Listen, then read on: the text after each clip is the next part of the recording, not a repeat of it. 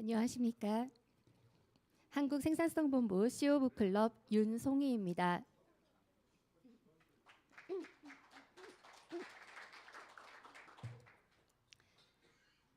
연말 잘 보내고 계시는지요? 네, 예상치 못한 일들로 혼란스럽고 무거운 마음으로 보내셨으리라 생각이 됩니다. 앞으로 어떻게 해결될지는 모르겠지만 다가오는 새해에는 좋은 소식이 많이 들리기를 희망해 봅니다. CEO북클럽 오늘 강연을 끝으로 올 한 해 프로그램을 모두 마무리를 하게 됩니다. 회원님들의 많은 성원과 관심으로 CEO북클럽 강연을 잘 마칠 수 있었는데요. 내년에는 CEO북클럽이 새로운 명칭으로 회원님들께 인사를 드릴 예정입니다. 2007년부터 17년간 335회를 함께 해왔었는데요. 좀 더 업그레이드된 프로그램으로 기획 중이다 보니 예년에 비해 준비가 늦어지고 있는 점 양해 부탁드리겠습니다. 올 한 해도 우리 CEO 회원님들 덕분에 큰 사랑 많이 받고 여기까지 올 수 있었습니다. CEO 북클럽도 멋진 모습으로 단장하고 올 때까지 건강하시고 내년에도 지금처럼 함께 해주셨으면 좋겠습니다. 오늘 CEO 북클럽 마지막 강의는 한 해를 마무리하고 새해를 맞이해야 하는 이 시기에 꼭 필요한 내용이 아닐까 싶은데요. 2025년 세계와 한국이라는 주제로 정가병 고문님께서 강의를 준비해 주셨습니다. 정가병 고문님 경력에 대해서는 이미 잘 알고 계시겠지만 잠시 소개해드리고 시작하겠습니다.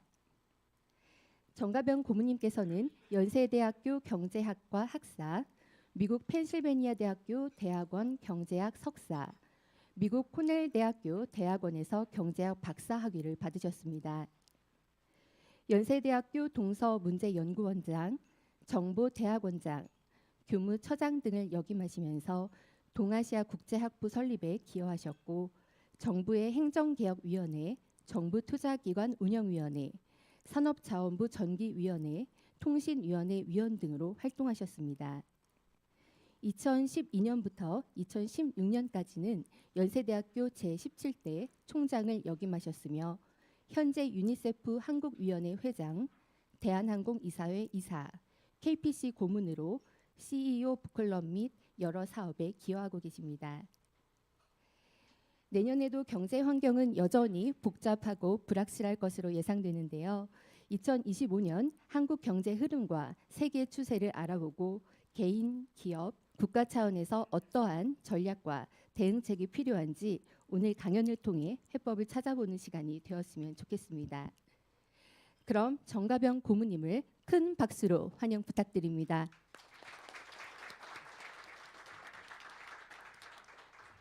네, 여러분 안녕하세요.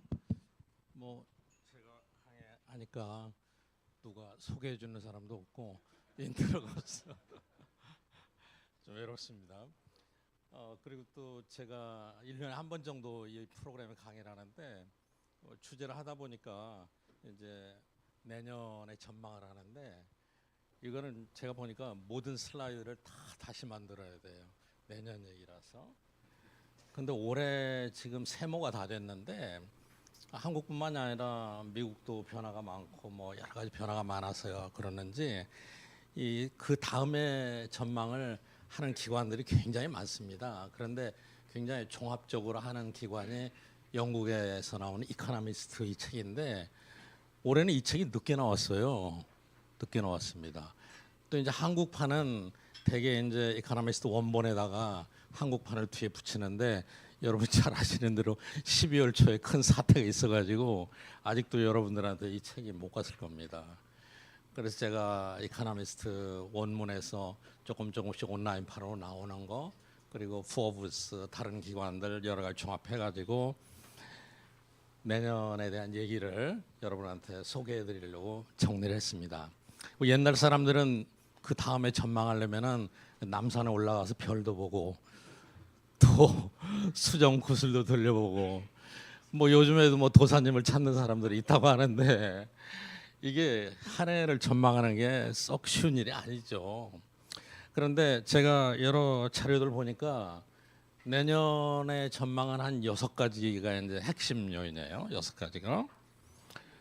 그 중국 사람들은 오래전부터 여러분 잘 아시는 내년은 뱀띠입니다. 뱀해입니다. 그런데 동양하고 서양하고 뱀에 대한 인식이 상당한 차이가 나는데 여러분 뱀하면 우리나라에서는 별로 좋지 않은 걸로 생각하잖아요. 근데 서구에서는 뱀이 지혜롭고 우아롭고 그리고 여러분 옛날 왕조들 특히 중동 이런 야왕조들 유럽적 왕조들 보면은 뱀이 많이 들어가 있어요. 아마 한국 국기에는 뱀 들어간 적이 없을 겁니다. 그래서 이게 이제 뱀띠의 해인데 서구에서는 상당히 좋은 사인을 보고 이거는 뭐예요? 이거는 여러분 혹시 보셨습니까? 유엔이 내년에는 퀀텀의 해다. 양자 컴퓨터 해라고 정했어요. 유엔이. 그런데 저 구글이 이틀 전에 양자 컴퓨터의 칩을 개발해서 발표해서 이틀 전에 구글이 뭐 5% 이상 뛰었는데 이따 뒤에 좀 얘기 더 드릴게요. 그래서 내년에 기술적으로는 가장 큰 변화가 유엔에 이제 퀀텀이 등장하는 시대다. 그렇게 얘기했어요. 그다음에 이거는 여러분 잘 아시죠? 미국하고 중국하고 갈등. 이게 이제 더 심각해지고 트럼프는 이제 관세란 말이 가장 아름다운 말이다. 관세가 가장 세계 최고의 미인이라고 얘기했는데 이 갈수록 이제 점입 가경입니다. 그리고 중간에는 이제 미국의 여기 마가 Make America Great Again 이게 이제 모든 국가에 영향을 미치고 있습니다. 그리고 이 맨 밑에는 혼란스러운 거죠. 지정학적 전쟁, 국가 안보의 위협들이에요. 세계 각국에서 지금 뭐 상당히 복잡하게 전개되고 있는데 그리고 이거는 제가 지난주에 추가했습니다. 대한민국에도 새로운 큰 변수가 하나 생겨갔습니다. 이게 이제 2025년을 지배하게 될 6가지의 키 팩터다 이렇게 얘기 드릴 수 있고요. 우선 이제 지정학적 이게 뭐 국가 안보가 제일 중요하잖아요. 지정학적 위험에 대해서 얘기하는 것들을 몇 가지 생각해 보겠습니다. 여러분 이거 기억하세요? 작년엔가 우리 초청했던 어느 강사님이 썼던 건데 이 사람이 뭐 하고 있어요? 발로 목을 차고 있죠. 목차입니다. 이게 목차. 다 잊어버리셨나 보다. 목차예요, 목차. 그래서 저도 다음부터는 목차를 하는데 이 그림을 쓰고 태권도의 목차입니다.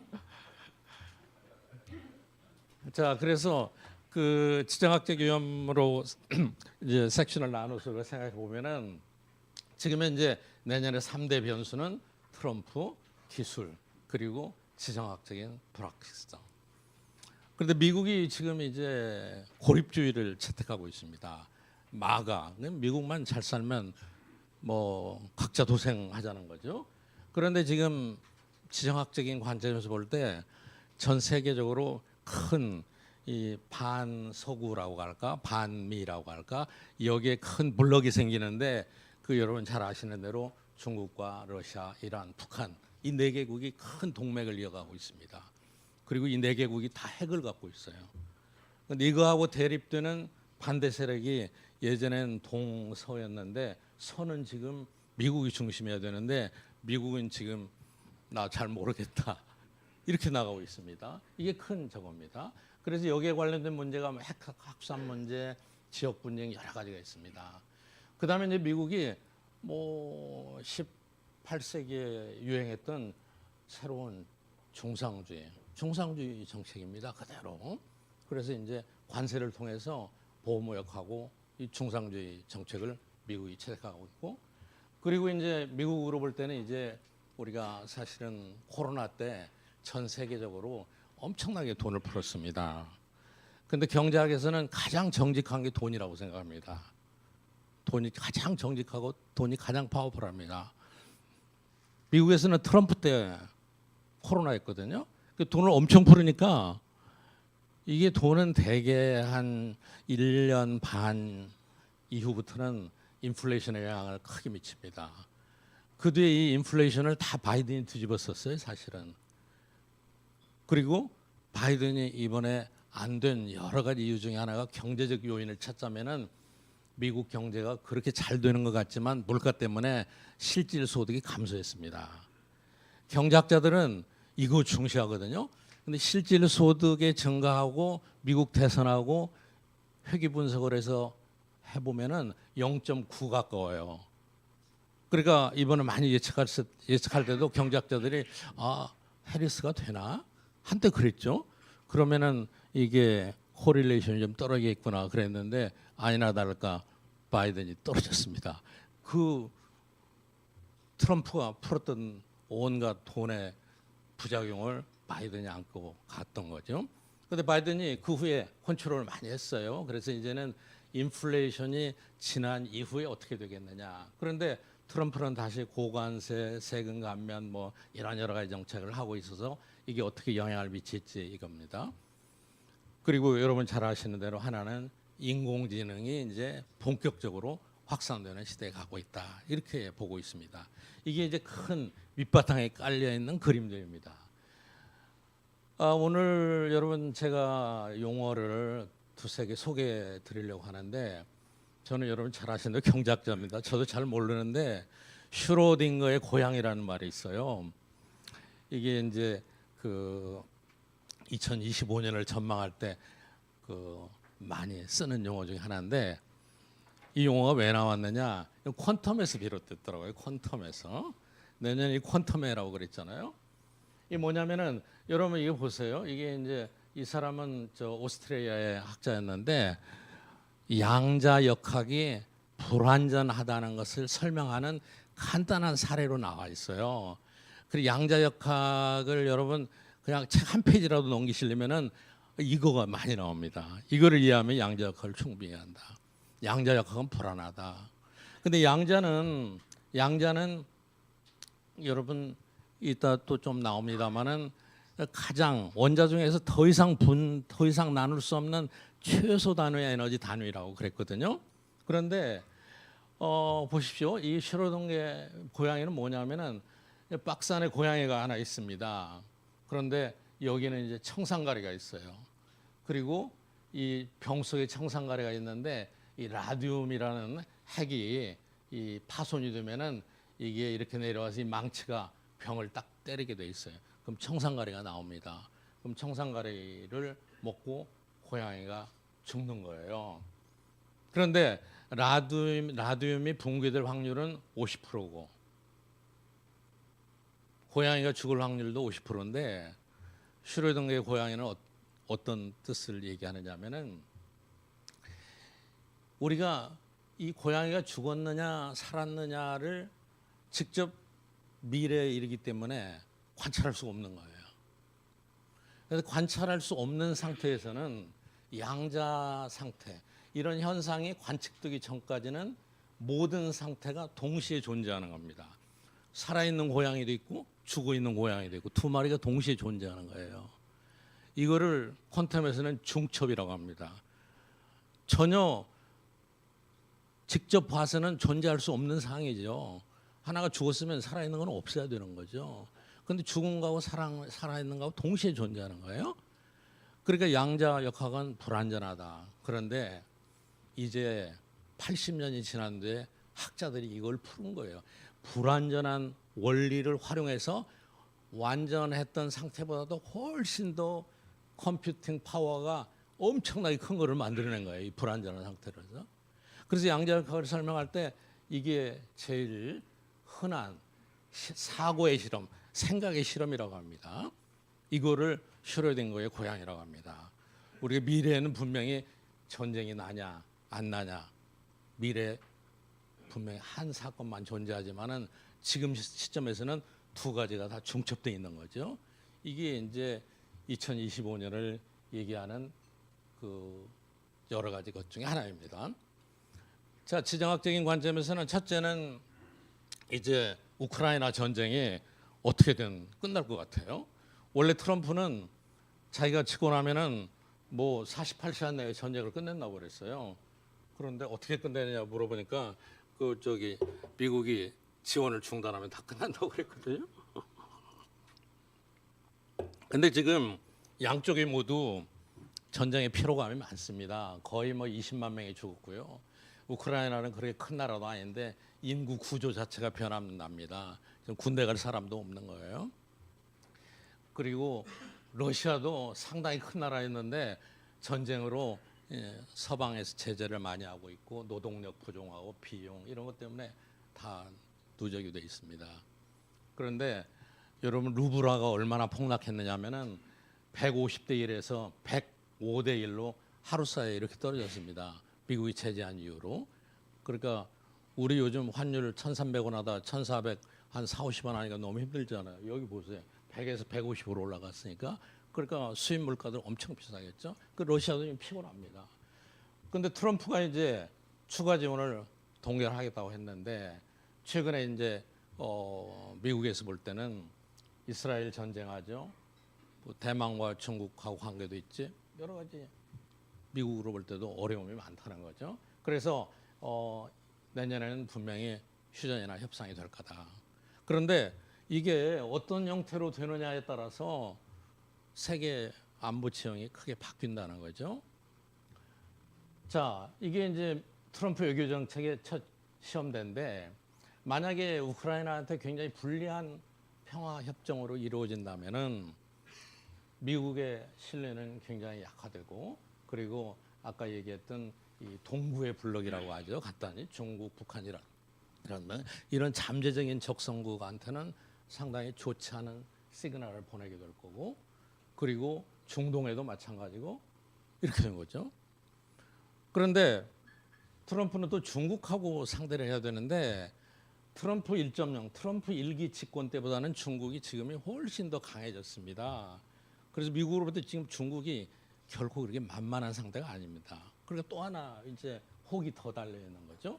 그리고 러시아하고 북한이 굉장히 밀착했죠. 요즘 한국에 일어나는 사태를 보고 어떤 분은 그렇게 얘기하더라고요. 다행히 김정은이가 주력 부대를 우크라이나로 보내서 안보는 크게 걱정 안 해도 된다 이렇게 걱정하던데 하여튼 뭐 이런 안보 지형이 바뀌게 될 거고 이렇게 되면은 유럽에서 어떤 일이 나올 거냐. 나토가 크게 약화되고 그리고 미국이 러시아와 타협하게 된다면은 적당히 타협하게 된다면은 이 나토 중심으로 EU는 또 다른 안보 체제를 결성하지 않으면 안 될 그런 처지에 있게 된다는 거죠. 그럼 이제 국방비가 엄청 많이 들어가고 그리고 영국, 프랑스, 독일의 역할이 크게 달라질 거다. 그런데 여러분 이 나라들이 영국, 프랑스, 독일들이 다 경제가 다 좋지 않습니다. 독일은 뭐 우크라이나 전쟁이 직격탄 맞았고요. 그리고 프랑스도 요즘 뭐 정권이 흔들흔들하고요. 영국도 다 안 좋아요. 그렇게 되면은 이 유럽의 안보 지형이 지금보다는 훨씬 더 우리가 원하지 않는 반소구적인 그런 형태로 바뀔 가능성이 높다는 게 대부분의 관측들입니다. 미국에는 그 정보에 관련된 기관들, CIA나 국가안보나 이런 것들에 관련된 종합 그 위원회가 있습니다. 여기에서도 2025년에 세계 대전망을 내놨어요. 그런데 타이틀이 변화된 세계가 2025년 나올 거다. 이거 이제 순수하게 이 사람들은 미국의 국가 안보 차원에서 분석한 거예요. 그런데 책은 두껍지만 핵심은 6가지 키워드예요.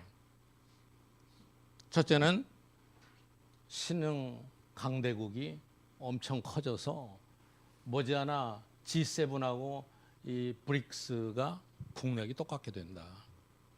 중국, 인도 똑같게 된다. 두 번째는 이제 미국과 같은 국가 자본주의가 계속 등장하고 있다. 그러면 이제 신흥국이나 약소국에는 더 불리하게 되는 거죠. 국가 주도의 경제 전략, 신중상주의가 세계 각국에서 등장하고 있다. 다음에 비정부 부문, NGO 뭐 이런 거 한국에서도 마찬가지죠. 이 비정부 부분의 영향력이 크게 확대되고 있다. 그리고 또 하나는 인구가 변동하고 있다. 잘 아시잖아요. 서구나 뭐 우리나라나 기존에 조금 잘 사는 선진국들은 인구 다 줄어들고 있고 아시아, 아프리카, 남미 대부분이다. 지금 제가 뭐 자선 단체인 유니세프 한국 회장을 맡고 있는데, 유니세프는 이제 국제 아동 기금이잖아요. 본부에서 오는 보고서들이 상당히 많습니다. 그런데 아이들에 대해서 얘기한다면은 지금 세계에서 태어나는 아이들의 34%는 아프리카입니다. 34%가.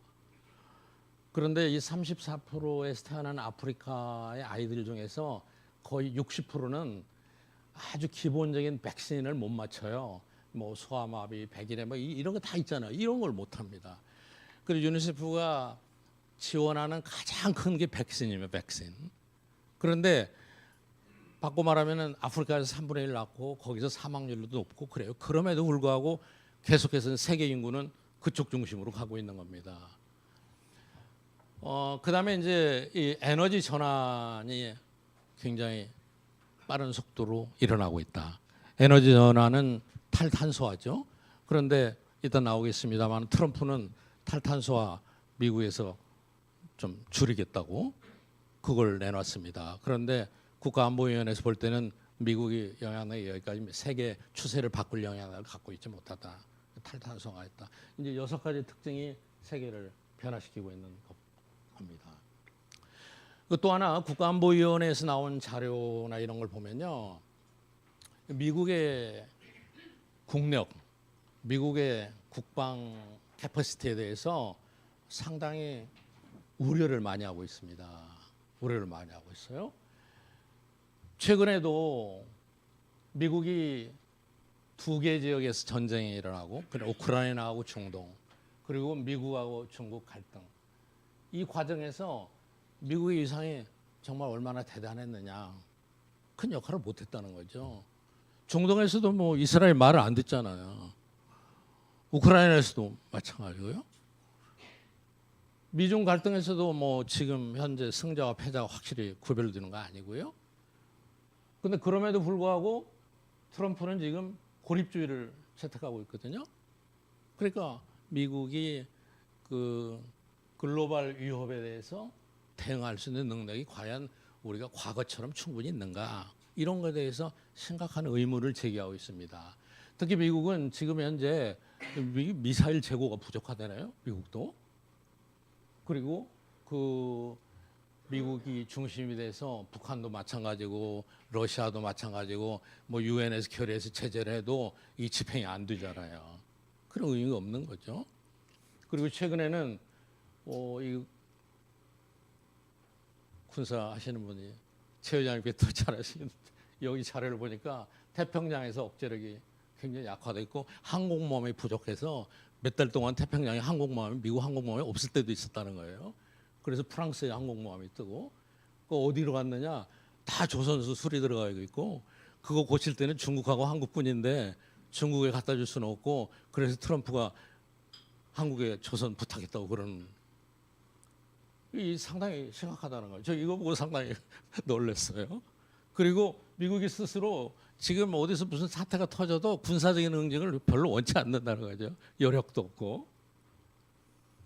그리고 이제 이어서 바로 얘기 나오는 거죠. 미국 제일 뭐 동맹 약화되고. 그래서 이 미국의 힘과 또 글로벌 트레드 이것들의 격차가 계속해서 심화되고 있다, 이렇게 얘기하고 있고, 미국은 또 자국 내 여러 가지 문제들 때문에 국방비를 크게 증액하려고 하지도 않는답니다. 지금 미국의 국방비가 GDP 비율로 따지면은 역사상 가장 낮은 수준에 있다고 그럽니다.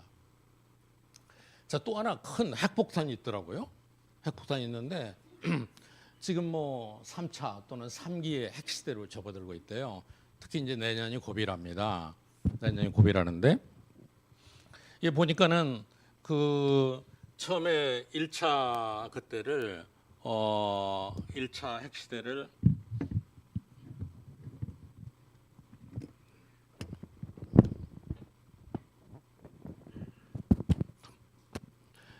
그때는 이제 미소 간에 치열한 핵 경쟁이 있었을 때인데, 핵 보유국이 2군데밖에 없었던 거죠.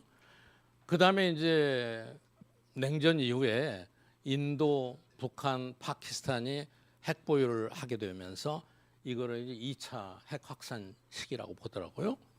그런데 이 사이에 러시아가 지금 막 핵 사용하겠다고 계속 위협하고 중국, 북한도 핵을 증강해서 그게 확산되고 있는데 이 2026년이 뉴 스타트 협정이 종결이 된대요. 그 뉴 스타트는 미국하고 러시아가 중심이 돼서 이 핵무기를 전략적 핵무기를 제한하자는 협정이었답니다. 이거는 이제 그 뉴스타트에서는 뭐 1,550개 이런 게 때는 나오는데 지금 현재 아무도 여기에 관심이 없답니다. 그리고 아무도 이 제재, 이 협정을 준수하려고 하지 않고 이미 러시아와 중국은 핵 검증 절차가 다 중단이 됐고 옛날에는 뭐 IAEA 국제 원자력 기구에서 다 이거 했었잖아요. 그거 다 없어졌고 북한도 뭐 예외고 그래서 지금 전 세계적으로 핵 제한을 스스로 협정을 통해서 규제하자 이런 게 전혀 없답니다. 기존에 있던 게 이제 2026년에 다 종결이 돼서 내년에 이걸 협상을 해야 되는데 이게 없다는 거죠. 그래서 2030년이 되면은 뭐 중국도 뭐 1,000개 이상 갖고 뭐 굉장히 복잡하더라고요. 그러니까 우리가 뭐 핵 우산 아래서 어떻게 해야 된다 이런 얘기를 많이 하는데 이제는 이제 이것도 없어지는 것 같습니다. 자, 이게 이제 지정학적인 얘기입니다. 그다음에 이제 선수가 목을 두 번째 찹니다. 글로벌 경제 현안에 관계된 일인데 IMF에서 나온 자료에 따르면은 경제 성장률 자체는 큰 변동이 없습니다. 여러분 보시면은 23년, 24년, 25년 3.2, 3.3 정도고 선진국은 이렇고요. 그리고 이제 개도국은 조금 내려가는데 큰 차이는 없게 나옵니다. 그런데 이제 이런 가운데서 미국이 그냥 독야청청해요. 쓸 표현이 없더라고요. 미국만 잘 가는 거예요. 아까 여러분 여기 보셨죠? 여기 선진국에 1.7, 1.8 이러잖아요. 근데 미국은 성장률이 어떻게 되느냐? 이번에 그 4분기예요. 3.2% 예상해요. 3.2%. 선진국 2%를 넘지를 못하는데 한국도 뭐 1, 2% 왔다 갔다 하는데 25년은 2.5% 그리고 훨씬 굉장히 넘는 거죠. 유로 지역은 0.82입니다. 그 미국만 진짜 독야청청하는데 왜 그러느냐? 생산성 이따 제가 보여드리겠습니다. 엄청나게 생산성이 올라가고 있어요, 미국이. 뭐 새로운 뭐 AI, 자본 투자, 전문 인력 엄청 놀라요. 그리고 물가 안정돼 있고요, 금리 인하돼 있고, 노동 시장 유연하고. 미국의 노동 시장은 유명하잖아요. 아침에 가면 자리 뺐다는 거 유명하지 않습니까? 근데 이게 굉장히 경제학에서는 아이러니라고 생각합니다. 경제학에서는 노동 시장을 규제하면 할수록 실업률이 올라갑니다. 유럽이 노동 시장의 규제가 굉장히 많거든요. 대한민국도 규제가 많은 나라고. 세계에서 가장 규제가 적은 나라가 미국이에요. 또 그럼에도 불구하고 잘 나가는 거예요. 그리고 창업 등이 엄청 많고요. 그래서 트럼프의 리스크에 불구하고 미국은 뭐 내년에 26년까지 독야청청한 거다. 어느 나라 중앙은행은 굉장히 보수적이거든요. 근데 얼마 전에 파월이 나와서 뭐라고 얘기했느냐면은 미국 경제는 아무도 못 믿을 정도로 너무나 건실하다. 모든 게 그런 얘기를 했어요. 그 어제도 미국은 나스닥이 2만을 돌파했어요. 사상 최고를 찍었습니다. 테슬라는 420몇 불, 테슬라도 사상 최고가가 됐어요. 트럼프가 된 이후에 테슬라가 80%가 올랐습니다. 여러분 세상에 돈 버는 일이 어렵지 않아요. 그 뭐 완전히 이렇게 되고 있는 거예요. 그래서 트럼프가 뭐 관세 높이겠다, 이민 규제하겠다, 뭐 이런 여러 가지 많이 하는데 이 리스크에 불구하고 괜찮을 것 같다. 그리고 인플레이션 진정이 계속되는 것 같다. 그리고 FRB는 금리를 지속적으로 인하할 것 같다. 물론 이제 이런 관세나 이민 이런 것들이 미국의 인플레이션 압력이 조금 됩니다. 그래서 원래 예상했던 것보다 페드가 금리를 빨리 내리지는 않을 거라고 기대하는데 그럼에도 불구하고 금리 인하 추세는 지속될 거다. 그래서 이 안정적인 인플레 기반의 높은 생산성으로 갈 거다. 이렇게 얘기합니다. 그리고 이제 관세 얘기를 많이 하는데 뭐 관세를 높이면은 일반적으로 물가가 올라갑니다. 그리고 실질 소득이 감소하고 GDP도 떨어집니다. 그런데 이 미국 경제에 대해서 분석을 해보면은 관세 영향이 상당히 제한적일 것 같다. 이렇게 얘기합니다. 이게 앞에 제가 미국의 경쟁력의 원천이 어디냐? 생산성 우위다 이렇게 얘기했는데 여러분 노동 생산성을 보세요. 이게 이제 2020년 코로나가 발병했을 때인데 이 노란 게 미국이에요. 다른 나라 뭐 그 서구 여러 나라들 일본들 뭐 한국도 여 밑에 여기는 안 나와 있으면 일본이나 비슷하게 하고 있고 이거 보세요. 2024년 이거 보세요. 이 그래프가 잘못됐나 의심할 정도로 미국의 생산성이 뭐 독보적이죠. 엄청나게 뛰어 올라갑니다. 이렇게 경제가 좋아지지 않을 수가 없는 거죠.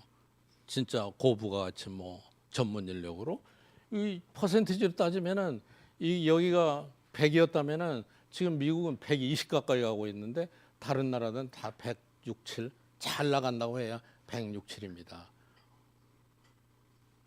미국의 경제는 이 노동 생산성으로 뒷받침되고 있습니다. 그리고 이제 관세하고 글로벌 경제 좀 살펴보시면은 원래 이제 관세 때문에 세계 경제가 가장 힘들었던 게 1930년대예요.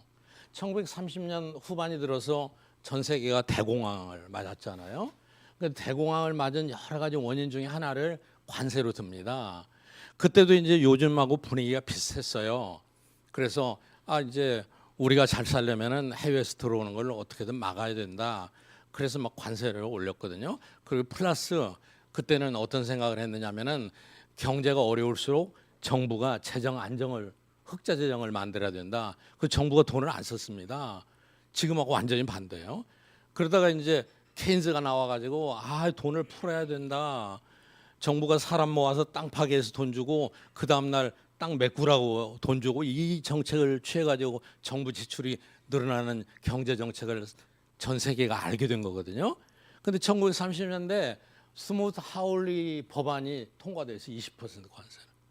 근데 이것 때문에 미국도 망하고 세계 경제가 굉장히 20년 동안 공황에 시달렸거든요. 그래서 지금 영어에서는 스무트 홀리는 나쁜 경제 정책의 상징입니다. 말할 때 야 그거 스무트 홀리 같다 그러면 야, 형편없는 얘기야 이렇게 된 거거든요. 근데 이제 이번에 이제 트럼프가 이거를 부활시켜서 뭐 말할 때마다 달라요. 뭐 10% 20% 하겠다. 중국은 뭐 어떻게 하겠다. 말할 때마다 다른데 이 내용을 보면은 한 성장률이 1%는 감소할 것 같다고 그러는데 실제로 과연 트럼프가 말한 대로 실행할 수 있겠느냐? 이거에 대해서는 많은 의문이 있습니다. 이 보편적인 관세를 뭐 10% 20% 이걸 하려면은 의회에서 통과를 시켜야 된다는데 공화당이 많은 건 사실인데 미국의 의원들은 다 지역구가 있기 때문에 관세를 높여가지고 손해보는 사람도 꽤 많거든요. 그 이게 실제로 어렵고 또 트럼프가 얘기하는 게 이민하고 관세인데 이민은 더 특히 심각하답니다. 이민은 지금 트럼프가 공약하기로는 군대를 동원해서 집권 1년 사이에 1,000만 명을 내보내야겠다는 얘기인데 어느 경제연구소에 분석을 했어요. 만약에 트럼프 정책을 실행하려면 나사의 예산의 10배가 들어간답니다. 현실적으로 불가능한 거고 그리고 이민자를 추방하려면 다 법원의 판결을 거쳐야 된대요.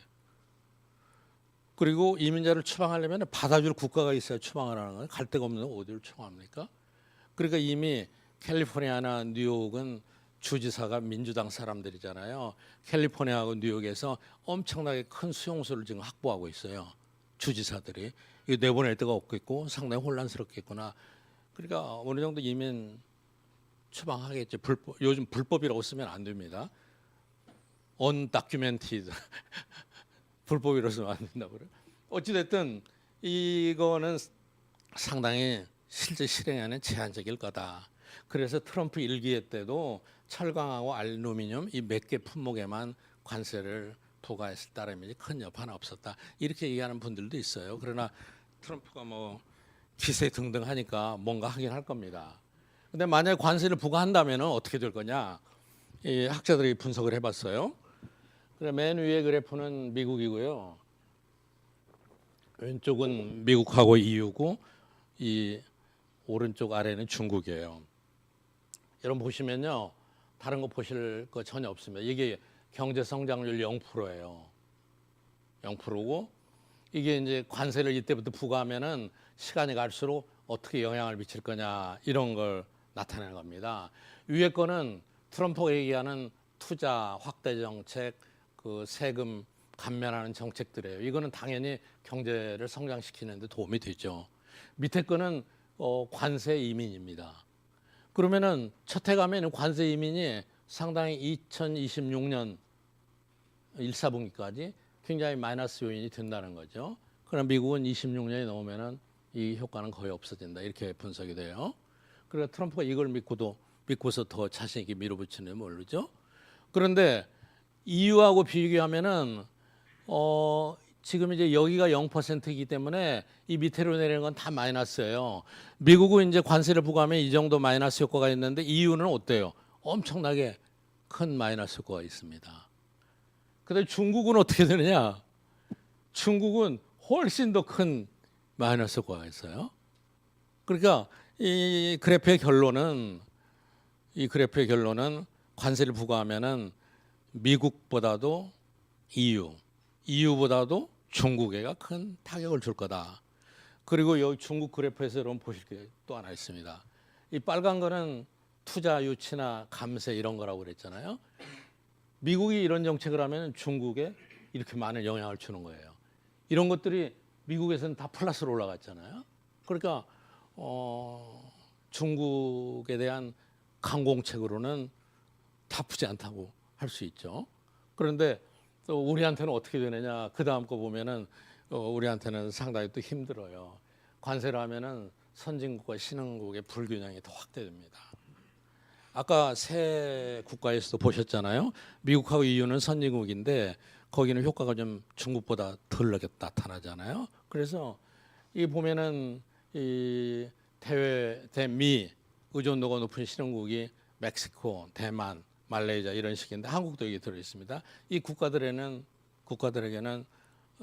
상당히 치명적이 될 거다. 그리고 그 선진국하고 신흥국 이 주가 지수가 많은 걸 반영하니까 이것도 계속해서 갭이 벌어질 거다. 대한민국은 뭐 국가의 시도 자유 대한민국이지만은 경제에서 볼 때도 대한민국은 자유시장, 자유무역을 유지하는 게 가장 유리합니다. 우리가 80년대 성장 잘하고 70년대 성장 잘할 때도 자유무역 체제에서요. WTO나 이런 걸로 그때가 가장 유리한데 이거는 우리한테 별로 유리하지 않는 내용들이 전개될 가능성이 많습니다.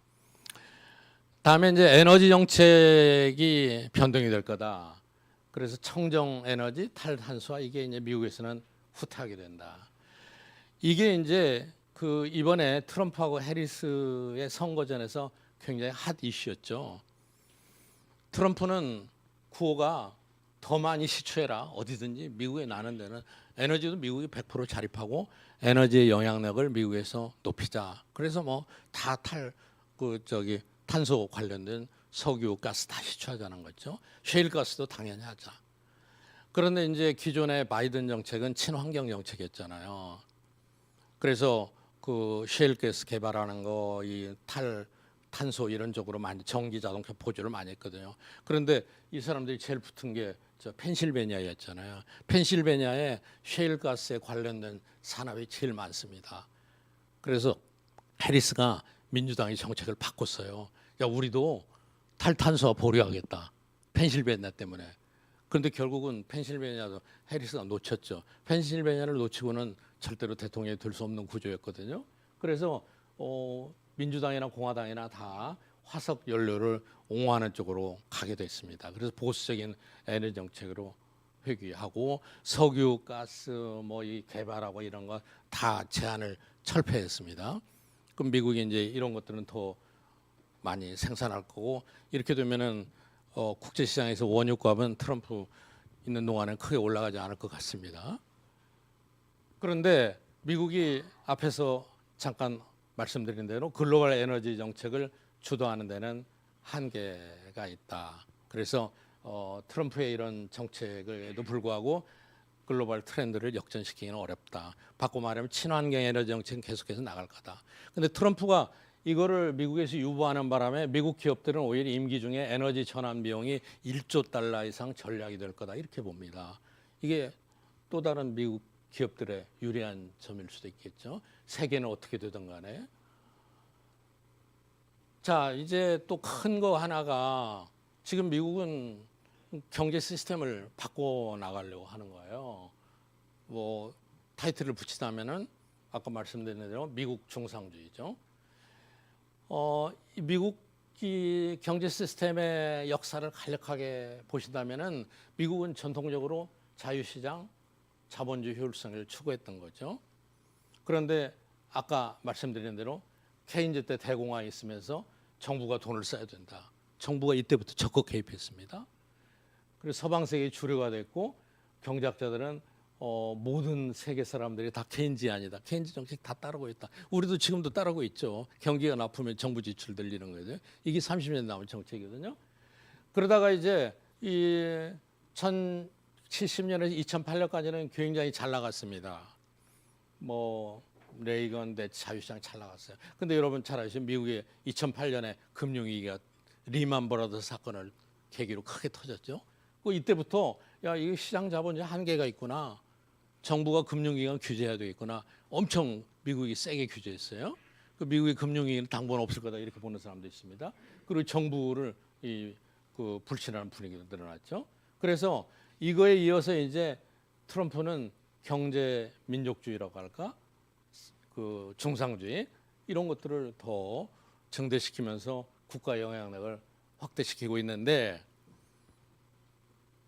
트럼프의 진짜 위시리스트는 여러분 미국의 보수의 띵크탱크인 헤리티지 재단에서 2025년 프로젝트를 만들었잖아요. 이게 이제 트럼프 경제 정책의 밑바탕에 그림이 되잖아요. 어쩌면 트럼프는 궁극적으로 이걸 원하는지도 모르죠. 근데 이게 뭐냐면은 그 미국의 연방 정부제를 단일 행정부로 바꿔서 중앙의 통치 권력, 대통령의 권한을 엄청 더 세게 강화하는 거고 대통령으로부터 독립된 기관을 다 폐지하자는 거예요. 거기에는 FBI도 들어있고요. 교육부도 들어있어요. 교육부는 세계 어디서나 다 폐지하자고 하는 것 같아요. 그래서 대통령의 정책 집행권을 엄청 강화하고 관료제를 단수화시키고 공무원도 고용보호 하지 말자는 거였습니다. 그러니까 그 이번에 누구죠? 머스크를 무슨 경제효율부 장관을 임명하면서 거기는 뭐 월급 안 받고 봉사하는 사람들만 모아서 하겠다는 거라 얘기하잖아요. 그다음에 이제 여성들의 재생산권이라고 많이 얘기하죠. 리프로덕티브 라이트, 뭐 가족 보수 이것도 완전히 보수적으로 다 바꾸겠다는 거죠. 그리고 뭐 성평등 용어 이거 그러니까 해리스하고 완전히 반대 쪽이죠. 해리스는 워낙 또 레디컬하게 나갔는데 트럼프는 그거 완전히 반대되는 거죠. 그러니까는 미국에서는 이제 뭐 낙태랄지 또 그동안에 낙태약 이런 것들을 그 메일 오더하는데 허용하는 주들이 많았었는데 이거 다 없애겠다는 겁니다. 우편 발송도. 그리고 이제 이민 제한하겠다고 그러고 기후 면에서는 재생에너지 후퇴하겠다는 거고 경제적인 의미에서 맨 마지막에 굉장히 중요한 의미가 들어 있어요. 이 헤리티지 프로젝트 2025에는요. 미국이 중앙은행을 없애겠대요. FRB를. 없애겠다는 이유가 뭡니까? 대통령의 말을 잘 안 듣는다는 거죠. 독립성을. FRB 폐지하고 그럼 통화는 어떻게 관리하느냐? 금본위제로 복귀하겠다는 금본위제는 여러분 잘 아시네도 1달러는 금배 온스 딱 교환이 되게 해주는 거지. 옛날에 그거 했었죠. 이 얘기는 무슨 얘기냐? 이 두 가지 말을 합하면은 달러의 위상을 강화하겠다는 겁니다.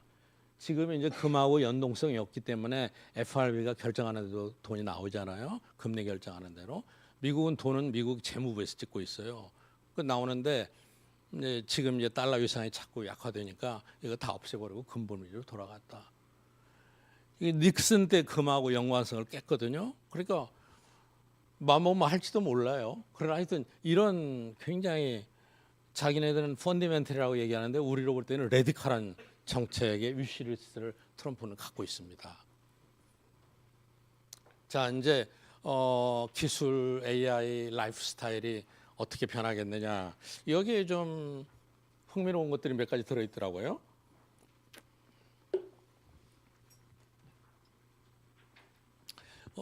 요즘 뭐 AI 시대라고 다 얘기하는데 이제 AI 슈퍼 사이클이 시작이 됐다. 근데 한번 이 산업의 슈퍼 사이클이 오면은 한 10년 간답니다. 그런데 조선이 지금 올해부터 슈퍼 사이클이래요. AI는 내년부터다. 10년은 갈 거다. 여러분 이거 말 믿으신다면 오늘 또 여러분 이제 인센티브가 될 표현들이 굉장히 많아요. 그렇죠? 미국이 근본위주로 간다면 금값은 엄청나게 더 올라갈 겁니다. 이 슈퍼사이클이 지속된다면 이 업종들 앞으로 상당히 좋을 거고요. 어찌됐든 이게 이제 AI에 관계된 거예요. 그래서 이제 데이터 처리 이런 것들이 뭐 산업 전반에 뭐 AI 붙은 것만 다 저기 하는 거죠. 국내 시장도 내년에 거의 250억 달러나 된대요. 해외에서는 뭐 5천억 달러 이상 되고 AI의 슈퍼 사이클이 시작됐고 거기 하나 붙인다면은 조선은 올해부터 시작됐다는 겁니다. 그런데 AI의 슈퍼 사이클이 시작되면서 그 파장이 어떻게 되느냐? 여러분 지난 7월에 여기도 몇 분 가시는데 저랑 같이 그 실리콘밸리 가셨었죠. 그때 이제 우리가 마이크로소프트도 갔었고 메타도 갔었고 아마존도 갔고 다 갔었는데 거기서 공통적으로 얘기하는 게 두 가지였어요. 첫 번째는 우리 엔비디아 칩이 모자라서 걱정이다. 우리가 올해 엔비디아에 얼마나 투자를 했는데 모자라서. 우리 엔비디아의 서버를 만드는 어느 데를 갔을 때는 공장이 스톱돼 있었어요. 그 왜 스톱돼 있느냐? 칩이 안 와서 스톱돼 있더라. 그러니까 이건 뭐 엔비디아의 세상이구나. 첫째는 거기 있었고요. 두 번째는 앞으로 뭐가 문제냐? 전기래요. 전기 다. 이 데이터 센터들이 전기를 그렇게 많이 쓰기 때문에 지금 있잖아요. 내년에 데이터 AI 관련된 이 데이터 센터 에너지 소비량이 일본 전체 전력 소유량과 똑같아져요. 전 세계. 그러니까 이건 그냥 눈에 보이는 거예요. 머지않아 전력이 전 세계적으로 부족하게 된다. 충분하지 않게 된다. 그리고 요즘 국내 시장에요. 미국의 펀드들이 재생에너지를 매입하려고 엄청나게 들어와 있습니다. 뭐 태양광, 허가만 받는 것도 엄청나게 사서 굉장히 많이 들어와 있어요. 전 세계적인 현상입니다. 전력이. 앞으로 이제 전력이 가장 중요한 바틀렉이 된다는 거죠. 그러면서 이제 친환경 이쪽으로 가게 되고 그러면서 이제 원자력이 다시 재개되고 그리고 이제 데이터 센터를 할 때 또 하나의 문제는 우리 저 사장 모셨는데 시키는 게 문제 시키는 게 그래서 바다로도 간답니다. 이제 바닷속으로도. 그래서 이제 이 칩이 강력해지고 데이터 센터 들어나면서 여러 가지 부수적인 파장을 가했는데 특히 이제 엔비디아에서 이제 블랙웰을 출시하잖아요. 블랙웰은 이 전설적인 수학자 이름이더라고요. 수학자 이름인데 우리 유 대표님 오셨는데 엔비디아 앞으로도 사도 괜찮은 거죠? 엔비디아가 거의 지금 주가가 작년 이후로 8배 올라갔고요. 2023년으로 시총이 오늘 아침에 이제 새벽에 보니까 한 3조 4천억 달러 되더라고요. 여러분이 관심 있을 것 같아서 이카노미스트에서 이런 얘기가 나왔어요. 엔비디아가 얼마나 오를 것 같냐. 이 이카노미스트의 세계 대전망을 할 때 여러 가지 이제 좋은 면들이 있는데 제가 좋아하는 이유 중에 하나는 작년에 대한 반성이 꼭 실려 있습니다. 우리가 2024년 이렇게 될 거라고 예측했는데 올해 보니까 이렇게 됐더라 하는 게 이번 책에 딱 실려 있어요. 어딘가. 그리고 이런 예측에 동원된 사람들이 누구누구다 막 수백 명이죠. 그런데 그 사람들에게 물어본 거예요. 야, 엔비디아가 내년에 어떻게 될 거냐? 그랬더니 지금 시총을 물어본 거예요. 지금 어제 시총은 여기에 들어 있습니다. 3조 한 4천억 들더라고요. 3조 4천억이면요. 여러분 우리 상상이 안 갑니다. 대한민국 인구가 5천만이고 3만 불이라면은 얼마예요? 1조 5천억 달러잖아요. 그런데 이게 한 기업의 가치가 3조가 넘었으니까 지금 3조 넘는 데가 몇 군데 안 되죠. 애플하고 마이크로소프트하고 엔비디아하고. 근데 지금 한 3.4조 정도 있는데 4조까지 갈 거라는 사람이 36%고 4조에서 5.5조 갈 거다 하는 사람이 41%. 이게 제일 많더라고요. 그러면은 4조에서 한 5.5조 간다면은 최소한 지금보다 한 30% 이상 올라야 됩니다. 내년에. 근데 무려 7조까지 간다는 사람도 있어요. 아마 여기까지 가면은 이거 AI들이 파티하는 장면입니다. 근데 내년에 제가 여러분 만날지 안 만날지 모르겠습니다만 그렇다고 해서 내년에 저한테 따지지 마세요. 그때 샀더니 엄청 떨어졌더라. 많이 올랐으면 저녁 한번 사주시고요. 이 이코노미스트가 예측한 겁니다. 엔비디아. 자, 또 하나 내년에 기술 면에서의 큰 거는 이미 알려진 대로 그 중국과 미국의 반도체 패권 경쟁이죠. 미국은 그동안에 고급 반도체에 대한 그 경쟁력이 상대적으로 약했었는데 최근에 이걸 IRA, 인플레이션 규제법으로 바이든이 이걸 다 확보했어요. 그래서 가장 이 분야에서 앞서 나가는 기업이 지금 엔비디아하고 TSMC잖아요. 우리도 이것 때문에 지금 삼성이 다 고전하고 있잖아요. TSMC 공장을 이미 애리조나에 갖다 놨습니다. 미국 국가안보위원회 그 보고서 나온 거 보면 그 중에 하나가 이런 것들이죠. 미국이 국가안보나 경쟁력이나 그 많은 것들이 가장 그 결정적인 영향을 미치는 게 반도체인데 이 반도체를 미국이 해외에 너무 많이 의존하고 있다는 거죠. 그 중에서도 대만에 너무 많이 의존하고 있다는 게 미국의 큰 약점이었거든요. 그거를 바꿔놓고 있는 거죠.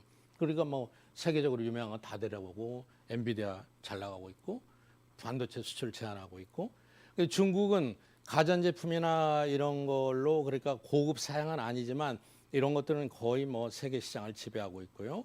그런데 문제는 미국의 차단 노력에 불구하고 중국도 계속해서 선전한다는 거죠. 중국은 뭐 주머니 돈이 쌈짓돈이니까 모든 정부 자원을 활용해 가지고 2030년도에는 미국을 따라잡겠다 이런 얘기죠 지금. 근데 AI 측면에서 볼 때는 AI가 뭐 데이터를 엄청 많이 돌리고 생각을 많이 할 수 있게 하는 게 대형 언어 모델이라고 많이 얘기하잖아요. LLM, 라지 랭귀지. 이거를 지금 현재는 미국이 73%, 중국이 15%인데 2030년 가면은 어떻게 될지 미국도 계속해서 지속적으로 도전받고 있다는 거죠. 자, 내년에 이 새로운 용어가 유엔이 지정한 새로운 용어가 퀀텀입니다. 우리도 좀 퀀텀에 앞으로 익숙해야 될 것 같아요. AI 못지않게 이제 지겹게 들을 말이 퀀텀인 것 같아요.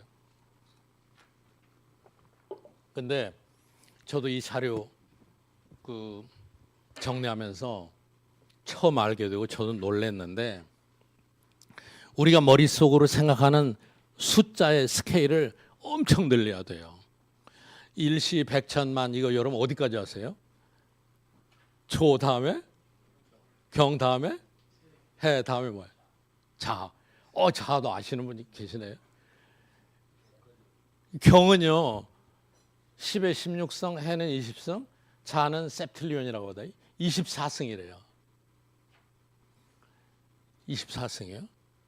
그러니까 이게 뭐 동그라미 가 25개 붙어야 되는데 상상이 안 가는 거죠.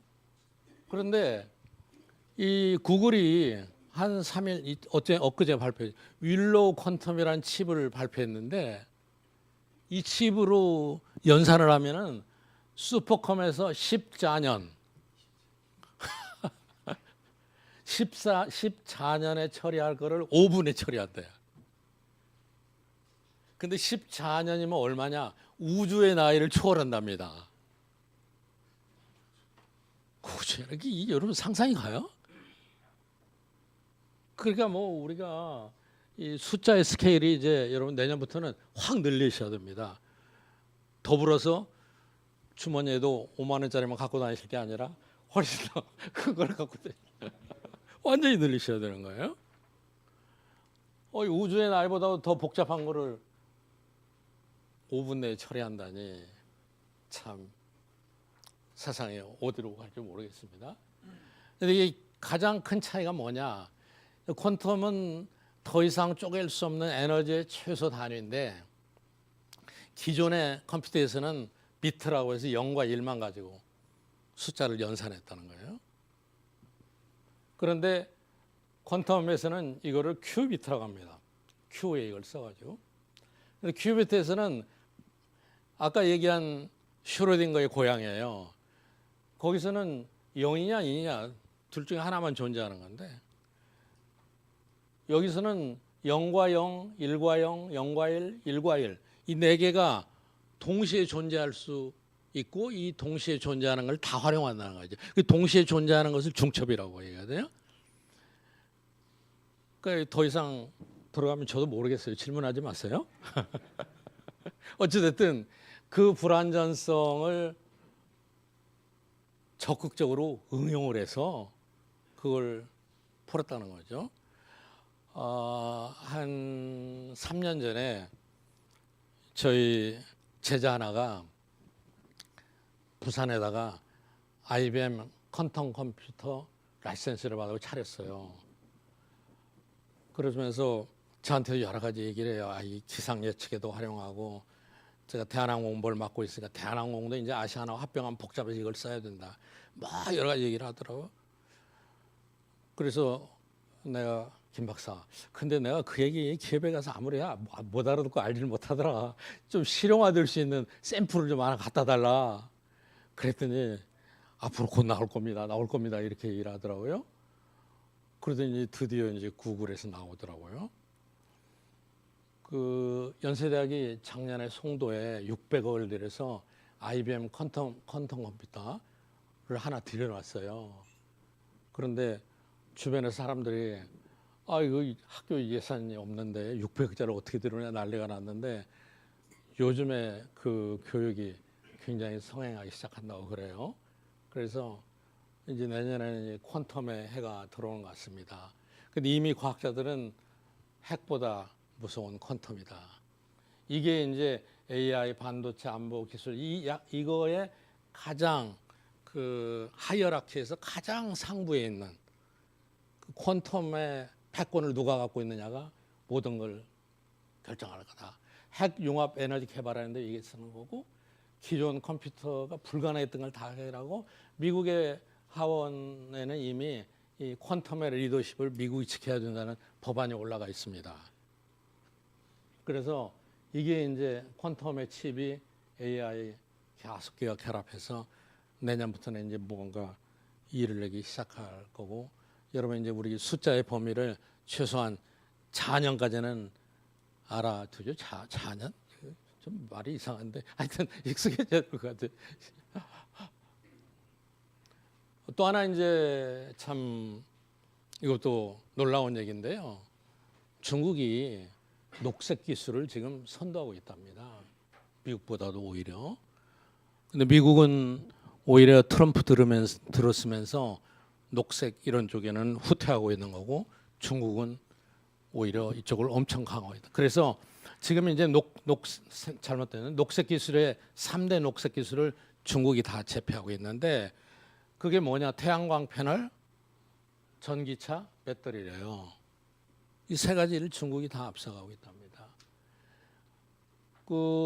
이게 이제 특히 이제 탄소 포집 기술, 공기 중에서 탄소를 빨아들인다는 거 아닙니까? 이것도 미국보다 3배가 특허가 많답니다. 그 내년에는 중국은 100만 톤을 포집하겠다는 겁니다. 그래서 녹색 수소도 중국이 지금 세계 40%를 생산하고 있고 그리고 뭐 수소에 관련된 국제 규범도 중국이 주도하고 있고 이것도 지금 중국이 제일 앞서가고 있다는 겁니다. 그래서 뭐 전기차, 배터리, 수소, 녹색 탄소 포집 이런 것들을 지금 전 세계적으로 중국이 앞서가고 있다는 거예요. 자, 이 제목은요, 이코노미스트에 그대로 나와 있어요. 기사로 나와 있었는데 자동차의 미래를 어떻게 생각하느냐고 그러니까 대답이 중국에 물어보라는 겁니다. 이 그림은 홍수가 나서 물에 빠진 게 아니고요. 중국이 개발한 수륙 양용 자동차입니다. 그런데 뭐 중국 전기차 여러분 잘 아시잖아요. 가격이나 품질 이런 것 때문에 지금 뭐 유럽의 자동차 산업들이 이제 형편없게 됐고요. 한국도 제가 알기로는 전기 버스는 대부분 중국 거고요. 이게 이제 그 한국 승용차 시장에도 머지않아 들어올 거고요. 그리고 뭐 슈퍼카를 많이 개발한대요. 60마일 가는데 뭐 2.8초 가고 지금 배터리가 800km까지 가고 뭐 여러 가지 미래 선도적인 중국 차를 개발하고 있다. 지금 이제 중국이 지금 미국보다 앞서가려고 하는 게 2개 나왔습니다. 녹색 그린 이노베이션 자동차. 또 여러분 여기 원자재 가격 관심 있으시면은 내년에 뭐가 올라갈 거냐 관심 있으시면은 대부분의 예측이 3가지 가격이 많이 올라갈 거다. 이거는 거의 과학적이니까요. 오렌지, 커피, 우라늄 이 가격이 폭등할 겁니다. 일단 이제 원자재 수요가 특히 우라늄은 폭발하고 있고요. 커피 수요도 그렇게 많이 늘어난대요. 그런데 그 오렌지는 브라질이 그렇게 생산을 많이 한다는데 지금 올해 가뭄 때문에 그 생산이 확 떨어졌대요. 그러니까 내년에 올라가고 커피도 지금 브라질에 비정상적으로 뭐 서리가 많이 내리고 기후 변화 때문에 커피 작황이 굉장히 안 좋답니다. 그럼 내년에는 당연히 올라가고요. 우라늄도 역시 그 원자력 발전을 지금 거의 뭐 우리는 한동안 중단했지만 중국, 인도 뭐 이런 많은 나라에서 원자력 발전을 엄청 증대시키고 있어서 우라늄이 크게 폭등할 거다. 이 3가지 원자재가 내년에 가격에 폭등할 거라고요. 언젠가 기사에 보니까 우리 국내 증권시장에서도 우라늄 원자력 발전소에 관련된 ETF가 있더라고요. 근데 올해 뭐 90% 올랐다고 그렇게 나와 있더라고요. 이 3가지 많이 올라갈 거다. 또 하나 이제 이건 굿뉴스입니다. 굿뉴스입니다. 그 우리 이제 각자 가지고 있는 생명체의 DNA를 분석해 가지고 이 DNA에 맞는 약품을 개발하는 것을 맞춤형이라고 얘기합니다. 영어로는 프리시즌이라고 정밀형이라고 얘기하더라고요. 맞춤형이라고. 근데 내년에 최초로 맞춤형 암 백신이 나온대요. 얼마나 획기적인 뉴스예요. 그런데 이 맞춤형 이걸 개발하려면은 뭐 DNA 숫자가 뭐 몇 조 개라는 거 아니에요? 그거를 이제 다 분석해서 해야 되는데 AI 거기다가 이제 퀀텀까지 나오면 이게 이제 쉬워지는 것이죠. 그래서 내년에 mRNA 기술을 가지고 모더나하고 머크에서 피부암 백신이 출시된다는데요. 많은 환자들을 살릴 수 있을 것 같아요. 그리고 영국에서도 결장암, 췌장암 이런 것들이 맞춤형 백신이 임상시험이 굉장히 빨리 이루어지고 있어서 내년에 이게 된답니다. 그래서 특정 환자의 유전자 돌연변이에 맞춰서 이루어진다는 것이죠. 그리고 이거를 활용하면은 성공하면은 6준의 백신이 나온대. 기본 백신이 나오면은 딴 사람한테 이걸 적용하려면 그 사람 DNA 분석에 6준에 나온다는 거예요. 얼마나 세상이 좋아졌습니까? 그래서 이제 AI 주도로 신약을 개발하는데 약 개발하는 데는 이룸의 법칙이 있었대요. 매 9년마다 신약 개발의 비용이 2배씩 늘어나는데 뭐 지금 AI 이런 거 등장해가지고 이 신약 개발이 훨씬 빨라졌답니다. 컴퓨터에서 무어 법칙이 한 개 있는 것처럼 에른 법칙도 한 개 있다는 거죠. 그래서 이제는 그 AI 이런 것들이 아주 좋은 방향으로 쓰여지는데 그 중에 하나가 이제 의약품인 것 같습니다. 이건 또 슬픈 얘기일 수도 있습니다. 한국에서도 이거는 초보적인 단계에 있습니다. 위원회가 있는데 존엄사가 이제 제도적으로 확산된대요. 특히 이제 영국 대부분 지역에서는 입법이 확산되고 있고요. 그리고 2025년에 그 프랑스, 아일랜드, 유럽 지역에서도 어느 정도 단계가 되면은 존엄사가 허용이 됩니다. 그래서 그 말기 환자, 장애인, 참을 수 없는 고통에 대해서 선택권이 인간에게 주어지는 라이프 스타일의 변화가 일어나는데 뉴질랜드, 호주는 이미 통과됐고 미국, 캐나다 일부 주법에 허용하고 있고 한국은 저희 세브란스 병원 보니까 제가 아는 한 2가지 케이스가 있었는데 뭐 위원회가 있고 굉장히 엄격합니다. 그런데 이거보다는 이제 꺼져가는 촛불을 이제 불어서 꺼주는 게 많이 더 생기는 것 같습니다. 또 이제 오랜만에 거의 50년 만에 다시 아테미스 프로젝트가 그 가동이 돼서 나사에서 여성이 포함된 우주인들이 달나라에 착륙하는 일이 내년에 있답니다. 또 인도도 자국 저궤도 위성을 개발했고 일본과 유럽도 합작을 해서 새로운 수송 탐사선을 발사하고 그리고 중국도 그렇게 이 스페이스가 이제 지난번에 우리가 스페이스에 관련된 인더스트리 얘기도 듣고 우리 우주선 쏘아올린 분 초청해가지고 강의도 들었잖아요. 근데 스페이스 인더스트리가 굉장히 내년에 더 활성화되는 시기가 되는 것 같습니다. 특별히 이제 민간이 주도하는 우주 산업 이게 비용이 엄청 줄여진답니다. 지금 뭐 머스크가 하고 있는 스페이스 X 있잖아요. 이런 것들은 그 지금 탐사선 발사하는 게 $10,000,000밖에 안 들어간대요. 근데 나사에서 이 시작할 때는 거의 뭐 $400억 들어가고 그러니까 비용이 크게 절감되면서 민간 부문 중심으로 스페이스 산업이 크게 또 용성이 될 것 같습니다. 이거는 여러분 이 그림 하나만 보시죠. 이제 내년엔 달나라에 가서도 5G 모바일 하게 되는 시대가 된답니다. 그림 같은 얘기인데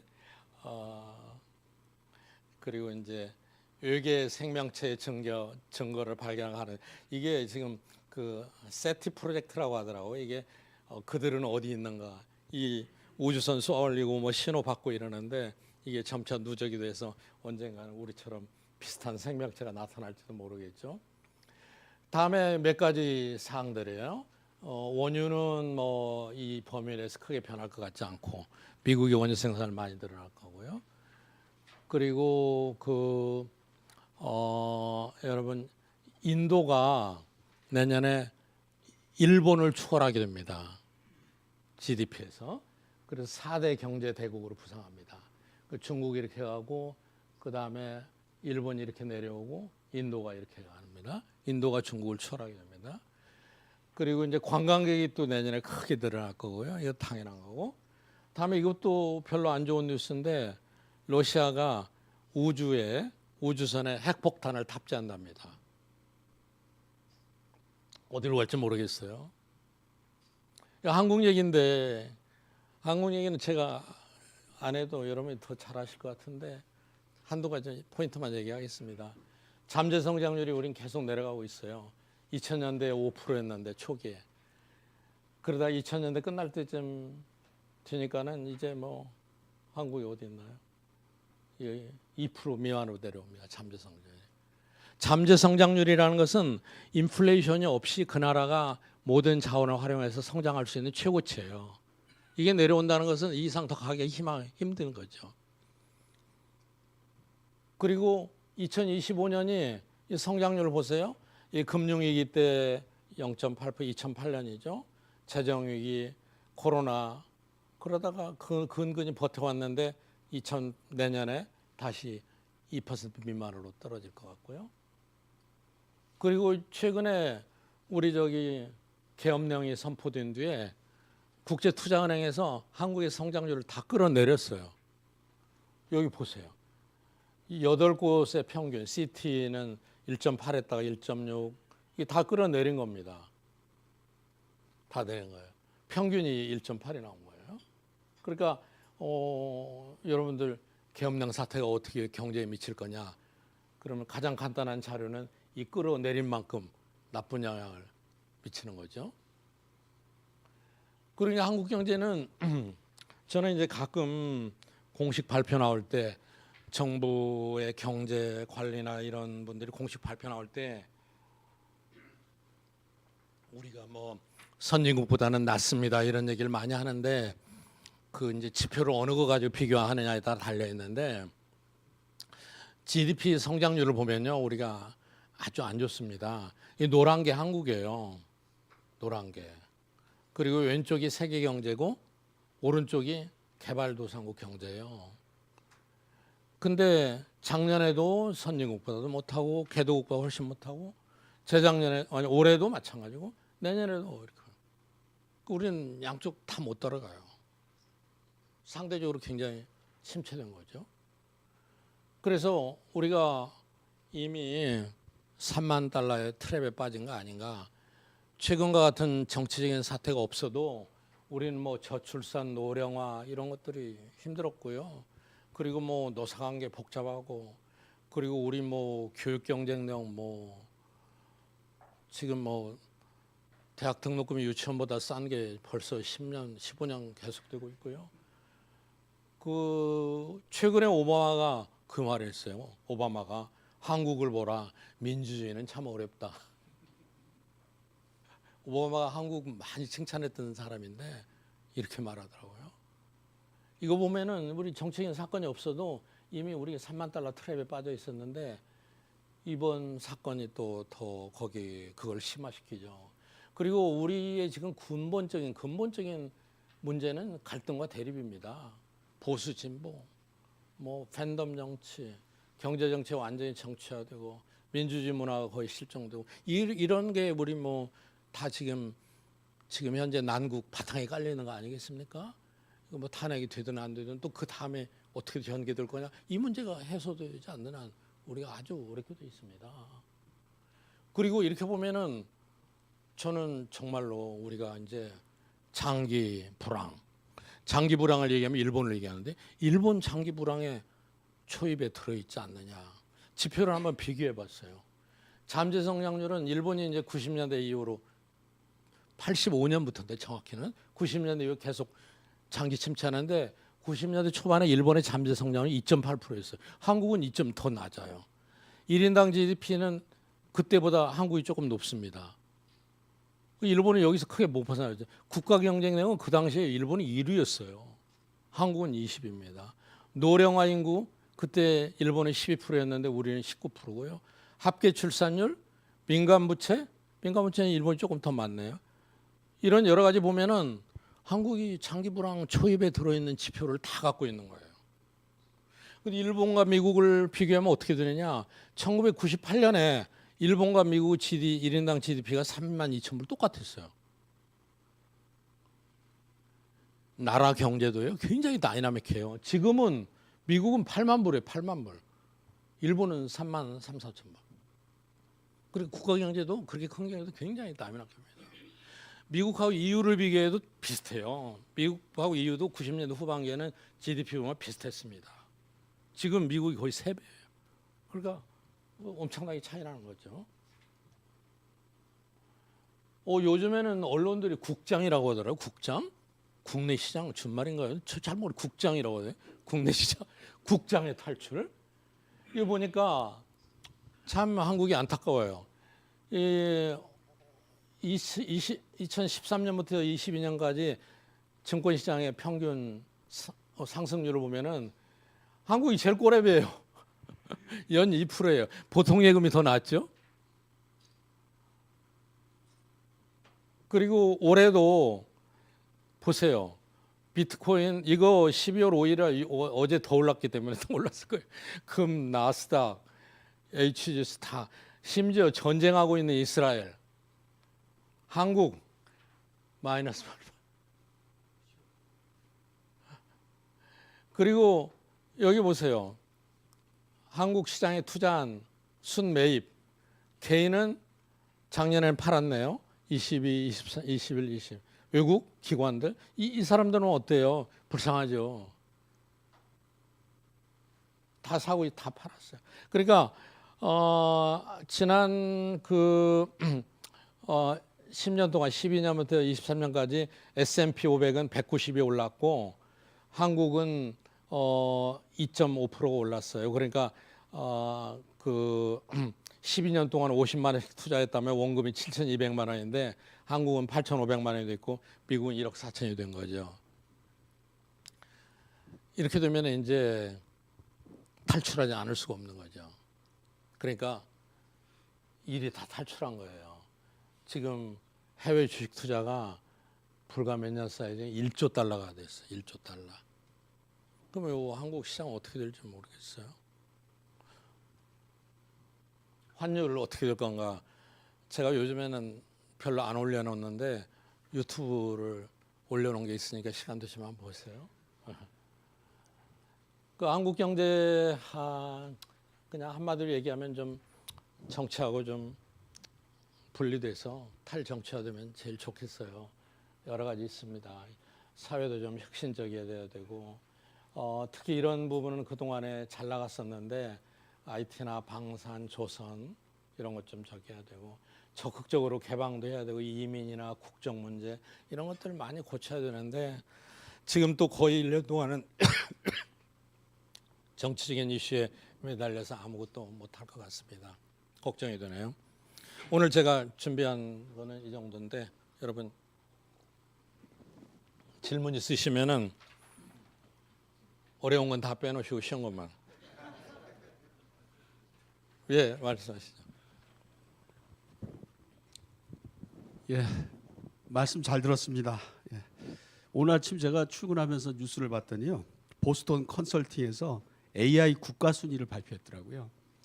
정부는 며칠 전에 미국, 중국 다음에 3위라고 그랬는데, 예. 근데 실제 보니까 이제 1위권이 미국, 중국, 영국, 캐나다, 싱가포르이고 한국은 독일 등과 함께 2군에 포함됐다고 그래요. 그래서 미래의 국가 전략 기술 확보 선점 차원에서도 상당히 좀 불안감이 엄습해 오는데 마침 업계 우리 엔비디아 유 대표님도 계시니까 실제 업계에서는 그렇게 평가하고 있는 건지 어떤 게 맞는지 답변 주십시오.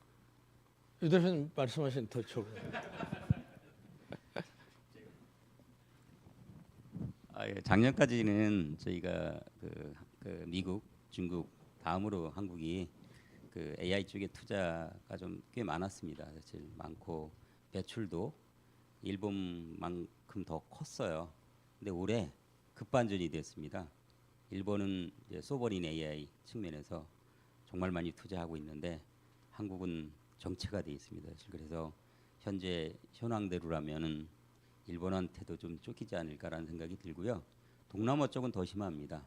동남아 지금 말레이시아, 그다음 싱가포르, 그다음에 베트남, 태국 쪽에 그 투자 단위가 250밀리언. 예를 들어 그 엔비디아 그 GPU를 사는 게, 근데 우리나라 제일 크게 투자한 게 올해 삼성이 300밀리언 투자한 거, 네이버가 150밀리언 정도 투자한 게 다거든요. 그런 측면에서 보면은 좀 많이 좀 위협을 받고 있는 게 현실입니다. 그 한 가지 덧붙여서 우리 제도적인 거 말씀드리면은 일본이 TSMC 반도체 공장을 유치했어요. 그런데 2년 만에 완공을 했더라고요. 그래서 제가 일본 학자를 만나서 물어봤어요. 야, 너 어떻게 2년 만에 했느냐? 우리는 2년 동안에 뭐죠? 그 고압선 하나 못 들여오잖아요. 그랬더니 아니 거기는 24시간 작업한 거야 그러더라고. 24시간 인력 바꿔가지고. 근데 우리가 뭐 투자를 한다는데 어떻게 따라가겠어요? 예, 긴 그 내년도 전망을 잘 정리해 주셔서 감사드리고 잘 들었습니다.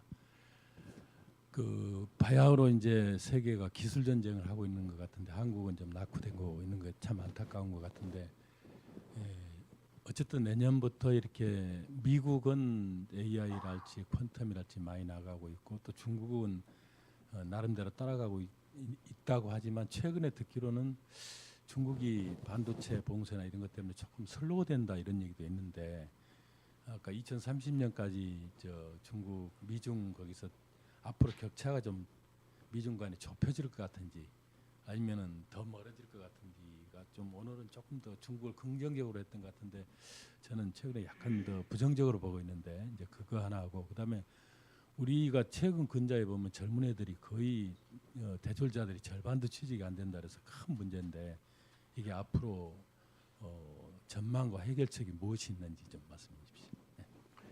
그 첫 번째 주필님 말씀하신 거는 미국하고 중국이 경쟁하는 방향이 제가 볼 때는 조금 달리 가는 것 같아요. 미국은 이제 최근 들어서 하드웨어 칩을 중심으로 해서 중국이 절대 따라오지 못하게 그런 쪽으로 몰고 가는 것 같아요. 근데 중국은 오히려 소프트웨어 쪽으로 훨씬 더 많은 인력을 투자하고 자원을 투자하는 것 같아요. 그래서 이 AI나 반도체가 결국은 종합적인 것이기 때문에 어떤 면에서는 미국이 앞서가는 데도 있고 중국이 뒤따라가기도 하겠지만은 다른 측면에서는 또 중국도 나름대로 개발하는 게 또 있고 또 이제 고단위 반도체 경우에도 일본은 이제 뭐 미국은 일당 100으로 하지만은 중국은 일당 50이 돼도 그걸로 또 가는 인해 전술 비슷하게 경향이 있어서 이 두 국가의 경쟁이 앞으로도 상당 기간 더 지속될 거다 이렇게 보고 있습니다. 두 번째는 뭐 여러 가지 요인이 있겠습니다만은 제 생각에는 결국 인력 문제 같아요. 전문 인력. 제가 오랫동안 학교에 있어서 그런 건지도 모르겠습니다만은 결국 기술은 돈보다는 사람이 하는 거거든요. 지금 뭐 돈은 어디서든지 뭐 펀딩이 되기 때문에 사람이 하는 건데 우리가 전문 인력을 지금 확보하지 못하고 있고요. 그리고 그게 이제 대학에서 제일 먼저 나타나는데 지금 정부도 그렇고 나라 전체가 대학이 국가 경쟁력, 특히 전문 인력을 공급하는 데 있어서 중추적인 역할을 해야 된다는 그런 인식에 대해서 별로 사람들이 관심이 없는 것 같아요. 지금 학교는 어떤 과정에 있느냐면은 우리가 작년, 재작년에 정부 주도로 AI 대학원을 다 만들었어요. 그런데 정작 교수를 유치할 수가 없는 것 같아요.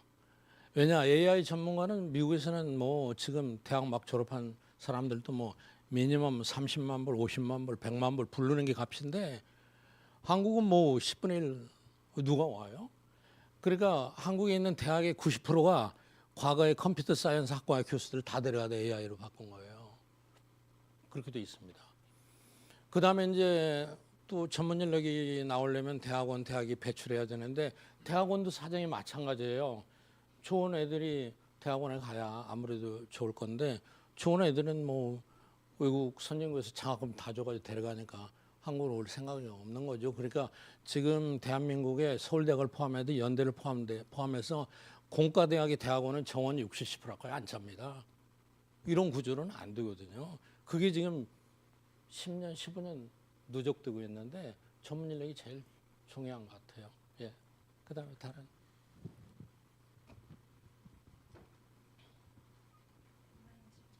온라인 질문. 오늘 이거 받을 사람도 없네요. 1929년 대공황 직전의 상황, 자산 가격 폭등, 인플레, 소득 불평등, 고관세 정책과 비슷해서 경제 위기 직전이라고 주장하는 의견도 있는데 교수님 의견은 어떠신가요? 예, 맞습니다. 경제 위기 직전의 상황하고 많이 비슷한 것들이 있습니다.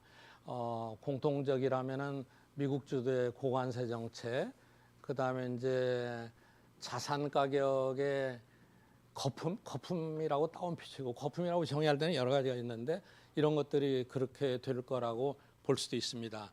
그런데 제 생각에는 그때보다도 지금은 굉장히 시스템이 잘 갖춰져 있습니다. 대공황 때는 아까 말씀드린 대로 정부가 경제가 어려울 때는 무엇을 해야 될 것인가 조차를 경제학자들이 몰랐어요. 그때 상황을 조금만 더 말씀드리면은 경제가 어려웠거든요.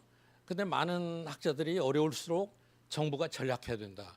개인을 보면 전략이 최고잖아요. 돈을 더 안 썼어요. 그러니까 몇 년 동안 더 힘들어졌어요. 그런데 이제 케인즈라는 경제학자가 영국의 젊은 사람이었는데 뉴욕 타임즈에도 기고를 했어요. 루스벨트 대통령에게 고함을 기고를 했습니다. 뭐라고 기고했냐면 지금은 이럴 때가 아닙니다. 지금은 이럴 때가 아닙니다. 정부가 달라져야 됩니다. 지금까지 안 해본 건데 달라져야 됩니다. 아까 얘기한 대로 글자 그대로예요. 사람들 불러서 오늘 땅 파괴하고 돈 주고 내일 불러서 땅 메꾸게 돈 주라. 정부가 이래야 됩니다. 하고 이렇게 얘기한 거예요. 그러니까 루스벨트가 강요회에서 한참 얘기하다가 이것도 해도 안 되고 저것도 해도 안 되니까 이것대로 해보자. 그래서 테네시 밸리 프로젝트 이렇게 해서 경제가 통했거든요. 그러니까 지금은 경제학자들이 100%를 다 알고 있지는 못하지만 위기에 처할 때 어떻게 가야 된다는 것을 과거보다 훨씬 더 많이 알고 있고요. 30년대가 훨씬 많이 알고 있고, 그리고 그 당시에는 이 금융 시스템이 지금처럼 견고하게 제도화되어 있지 않았습니다. 그런데 그것들이 많이 제도화됐었습니다. 그런데 이제 요즘에는 한 가지 약점일 수도 있고 또 여러 가지 다양성이라고 생각할 수도 있는데, 지금은 이제 과거에 비해서 어떤 단일한 것에 대한 가치가 많이 사라지고 있죠. 기축통화도 조금씩 다양화되고 있고, 달러, 금, 최근에는 또 비트코인까지 날뛰죠. 10만 불이 됐죠. 그러니까 사람들의 라이프 스타일이 달라지면서 사람들을 지배하는 경제 생활의 키 팩터가 많이 달라졌어요. 많이 다양화됐습니다.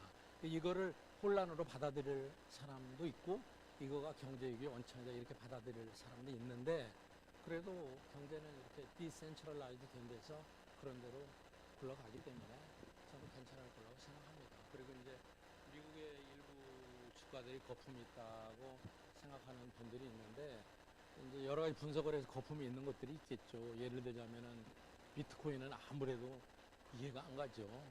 그런데 캐시 우드라고 유명한 여자 투자자 있잖아요. 그분은 머지않아 비트코인 50만 불 갈 거다 이렇게 또 얘기하는 사람도 있거든요. 그러니까 양자역학의 불안전성이에요.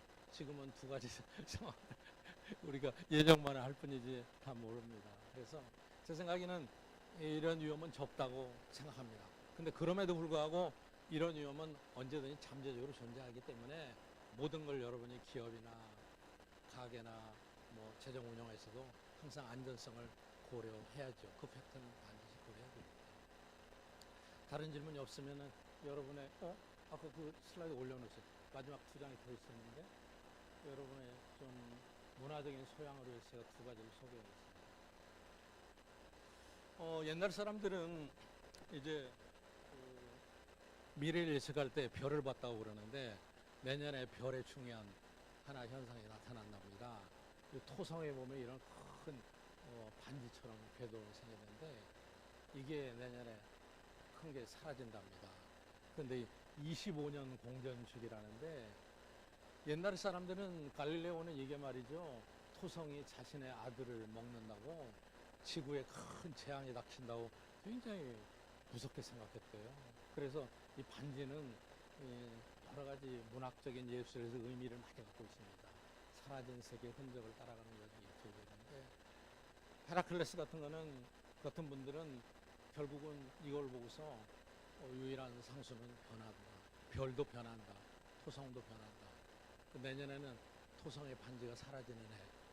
여러분에게 어떤 의미가 있을지 하나 기억하고요. 마지막으로 또 하나, 이건 서구사의 문화적인 유산인데, 내년이 제인 오스틴이 죽은 지 250주년이래요. 여러분 이분 누구신지 모르시죠? 오만과 편견이라는 작품 아시죠? 그거의 작가예요. 그런데 올라온 거는 이분의 작품이 지금도 연 2천만 부 이상 팔린 날이에요. 250년이 지났는데. 그리고 이분이 미스 오스틴이라고 미국에서 방영됐고, 넷플릭스에 브리튼 패밀리라고 해서 영화도 나오고요. 오만과 편견이라는 영화도 있고. 그래도 여러분 인텔리가 들려면은 이 정도는 알고 계셔야 될 것 같아서 오늘 가셔서 넷플릭스에서 오만과 편견 한번 찾아보시죠. 왜 250년이 지난 지금도 이분의 책이 2천만 권 이상 팔리는지 우리 또 북클럽이니까 한번 생각해 보실 필요가 있을 것 같습니다. 여러분 한 학기 동안 수고 많으셨습니다. 감사합니다.